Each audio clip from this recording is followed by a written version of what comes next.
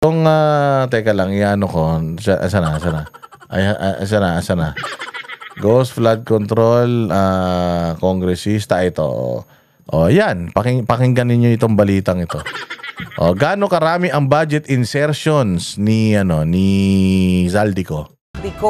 Hinimay ng Bilyonaryo News Channel ang mga proyektong pinaglaanan nito. Yan ang exclusive agenda report ni Joash Malimban. 97 insertions. 97 Para sa 2025 budget to, 97 insertions worth 13.8 billion. Sa labas ng Bicol, wala kasalanan yan? Hindi pa dapat kasuhan yan? 13.8 billion, sa tingin mo, sosolohin niya yan? Sa tingin mo, walang approval yan ng Speaker of the House? Diba? Malang speaker ka pa. Kung mas yayaman pala ako na appropriations chairman ako, di na ako nag-Speaker of the House. Diba? Kaya nga Speaker of the House, ikaw yung parang presidente ng House of Representatives. Ikaw yung pinuno. Ikaw nag-a-approve ng mga budget nila, ikaw ang naglalag. Sabi nga, yung parang naging pork barrel na nga yung AIX, MAIP, TUPAD. Di ba sinabi ni Di ba sinabi ni Luis Tro nung nangangampanya siya, salamat tayo kay Speaker. Dahil kung hindi dahil kay Speaker, walang MAIP, walang AIX, walang AKAP. Hindi ba ganun sila? Salamat tayo kay Speaker. Ano sabi yung si SB, yung Sam Bersosa, na nag-allocate daw ng bilyon si Romualdez para pambigay daw na sa tao, sabi ni Sam Bersosa. Noon, puro salamat kay Romualdez. Salamat Romualdez, salamat kay Speaker. Puro sila ganun, lahat sila puro salamat kay Speaker. Tapos ngayon, nung lumabas yung iskandalo, hindi nadamay si Speaker. Hindi nadamay si Speaker kasi walang pirma si Speaker. Hindi nadamay, wala na si Speaker dahil hindi naman siya kasama ng small committee. Tangina, pero dati AKAP, MAIP, AIX, lahat yan dapat binibigay yan ng DSWD. Hindi naman siya taga DSWD pero nagpapasalamat sa kanya. Wala naman siya sa DSWD. Pero bakit nagpapasalamat sa kanya yung mga kongresista na namimigay nitong mga ayuda na ito? Kasi nga lahat yan, siya ang may control. So itong mga insertions ng mga congressman, siya din may control. Sinabi na nga yan ni Toby Chanco, di ba? Sabi ni Toby Chanco, congressman mismo yun, tao pa ni Bongbong yun, na si Romualdez, yung mga proyekto, ipinangako niya na.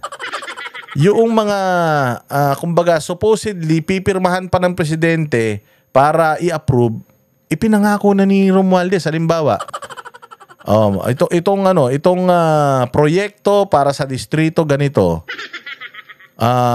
proposal yan, tapos ang mag-a-approve niyan presidente, hindi pa ina-approve ng presidente, ipinapangako niya na sa mga congressman niya. Ibig sabihin, si Martin Romualdez ang may control sa lahat ng nangyayari sa Congress. Salamat Martin, salamat Martin.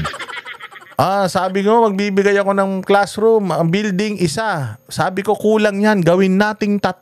Di ba ganun magsalita si Martin? Parang siya may ari ng pera ng bayan.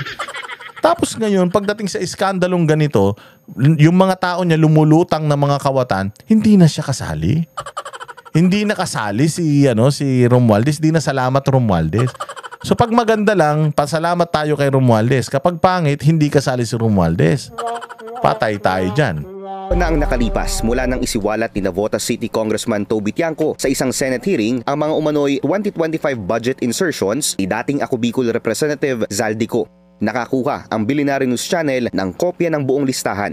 97 insertions ang nakapangalan sa kongresista. 43 ang makikita sa probinsya ng Abra, 4 sa Batangas, 3 sa Bukidnon, 2 sa Cagayan, 3 sa Cebu, 1 sa Davao del Norte, 1 sa Isabela, 2 sa Metro Manila, 11 sa Occidental Mindoro, 13 sa Oriental Mindoro, 2 sa Pangasinan, 5 sa Romblon at 2 sa Sarangani Province.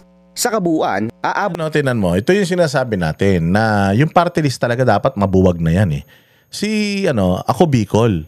Ako Bicol Tapos lahat ng proyekto niya sa labas ng Bicol.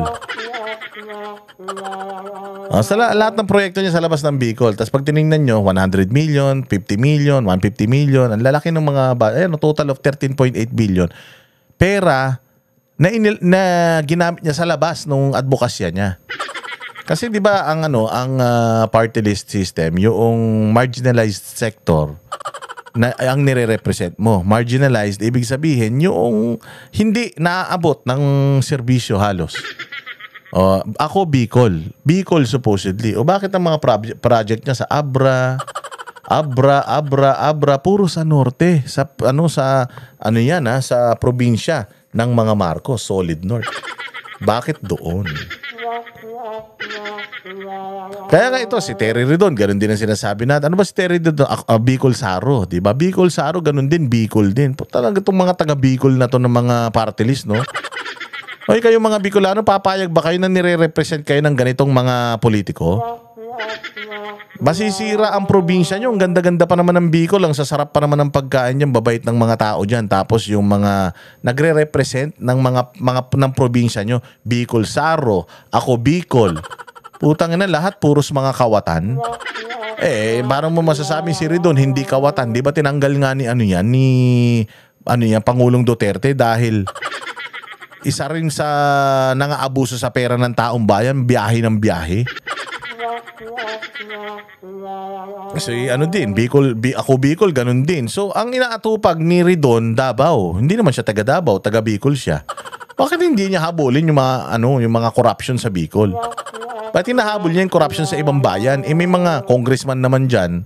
O di yung mga congressman dyan, kung sa tingin lang nakakaalam ng corruption dyan, is yung mga congressman mismo sa probinsya na yan. Halimbawa sa Davao. Yung mga congressman mismo sa Davao, kung nakikita nila na may corruption dyan, sila mismo magsasampa ng kaso, mag-iimbestiga sa sarili nilang probinsya. Ikaw nakikialam ka sa probinsya na may probinsya. Bicol ang dapat na inaanuhan mo. Kung ikaw nga ay senador, national, yung constituency mo, buong Pilipinas, yan pwede. Pero kung ikaw, ang constituency mo, marginalized sector, Bicol, hindi sana lahat ng programa mo ibuhos mo sa Bicol. Sila yung nangangailangan. Boses ka nga ng mga taga Bicol tapos Davao yung sinisilip mo. Dolomite Beach yung sinisilip mo kung hindi ka ba naman bugok. Di ba? Ang total insertions ni Ko sa labas ng Bicol region sa 13.8 billion pesos. Mas nakakapagtaka naman kung ang isang congressman na hindi tigaroon dun sa distrito na yon ang magre-request para lagyan na yung distrito na yon. Yun, red flag kaagad yun, di ba? Marami sa mga proyektong nasa listahan ay nailagay sa for later release o di kaya for bidding pa lamang. Ibig sabihin, wala pang kontraktor na nakakakuha ng marami sa mga nasabing proyekto. Pero sa patuloy naming pagsisiyasat, nakakuha ang aming team ng dokumento mula sa isang source sa DPWH ng kopya ng 4 na bidded out projects sa mga insertion ni Ko. Matatagpuan ng mga proyekto sa unang distrito ng Batangas. 3 kontrata ang matatagpuan sa Paliko, Balayan, Batangas Road na nagkakahalaga ng 343.3 million pesos at isang road project muli sa Tagaytay, Nasugbu Road na nagkakahalaga ng 86 million pesos. Ayon sa 2025 GAA, preventive maintenance on secondary roads ang lahat ng ito. Ayon sa source, napanalunan ng 2 kontraktor ang 4 na kontrata. 2 ang napunta sa GCI Construction and Development Corporation. 2 naman ang napanalunan ng Bicol Gold Rock Construction Corporation. Una nang iniulat ng Billionaire News Channel. But anyways, these are proof na si Zaldico corrupt talaga. These are proof na si Zaldico inoperate talaga yung pera ng taong bayan. And again, dapat yung liderato ang ang managot dito kasi yung tao nila magnanakaw tapos hindi nila na kung totoong wala silang kinalaman magnanakaw yung tao nila tapos hindi nila namalayan. Anong klaseng mga leader yan? Gusto pa maging presidente ng Pilipinas? Late ng House of Representatives, di nga mapatino yung mga tao. Di ba? So eto na bongbong. Yung mga ebidensya na kawatan itong mga kaibigan mo. Katulad sinabi nga nito ni Zaldico, di ba? Sino mga kaibigan niya? Ang kaibigan daw niya si Congress, siyempre si Martin Romualdez. si Dong Gonzales, si Suarez. Di ba siya mismo nagsabi, yun lang daw yung mga kaibigan niya? Tangina, yun lang pala yung mga kaibigan niya. Di ibig sabihin, merong ano yan. Ibig sabihin, kung yun yung mga kaibigan niya, di ano yan? O di ibig sabihin na yan yung mga kalaro niya, yan yung mga nakikinabang sa kanya. Kami ang boses ng masa, hindi natatakot. Katotohanan lang, di kami nalulunod. Walang bahid ng sismis, lahat ay totoo. Kahit sino ka pa, pag mali ka babanatan ka. Walang pinipili kulay, wala kaming kinikilingan. Basta para sa bayan, kami lalaban. Pag tama palakpakan, pag mali banatan. Di matitinag, di matatakot, para sa bayan tuloy ang sigaw. Sa harap ng kamera, walang halong takot. Mga baluktot, lahat kayo'y tutumba. Ang hustisya at totoo, yun lang ang mahalaga. Kahit sinong harang, di kami matitinag. Walang pinipiling kulay, wala kaming kinikilingan.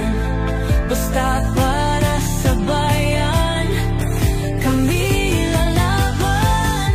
Pag tama palakpakan, pag mali banatan. Di matitinag, di matatakot, para sa bayan tuloy ang sigaw. Kung nasa tama ka, ikaw ay aming kasama. Pero pag mali ka, handa ka na bang mabasag? Banateros kami, walang inuunan.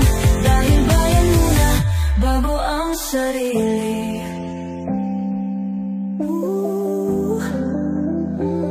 Bago ang sarili.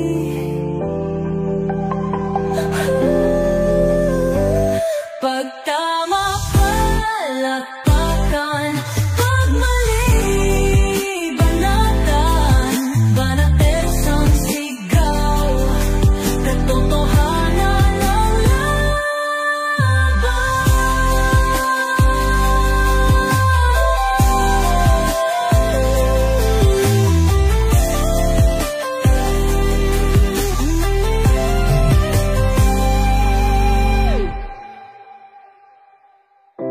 Sa harap